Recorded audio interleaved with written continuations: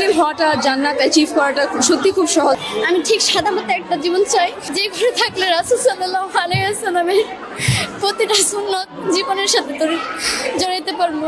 এই দুনিয়া নিয়ে আমার যত চিন্তা ছিল সব কিছু আজকে ত্যাগ হয়ে গেছে। I should really try harder to become a better Muslim. মুসলিম হওয়াটা, জান্নাত অ্যাচিভ করাটা সত্যি খুব সহজ, বাট এটা আসলে এই মডার্ন জেনারেশনে আমরা খুব কঠিন করে ফেলেছি বিষয়টাকে।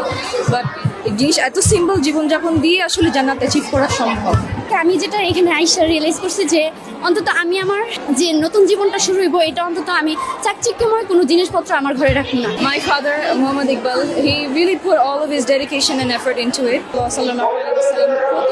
সিম্পল জীবনযাপন করেছেন, আর আমরা কত ছোট জিনিসের পিছে জীবনে ছুটি। আমাদের জীবনে সত্যি কত ছোট, and it's all in the end we all go to our graves and we return back to Allah.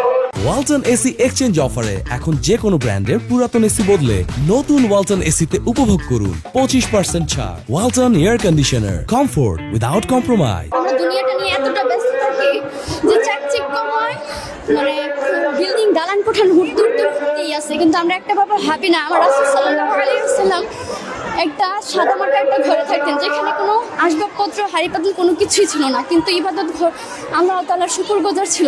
এটা দেখার পর আর মানে অন্তর থেকে শুধুমাত্র দুনিয়ার যে খায়েশাত, এটা অন্তত মুছে গেছে।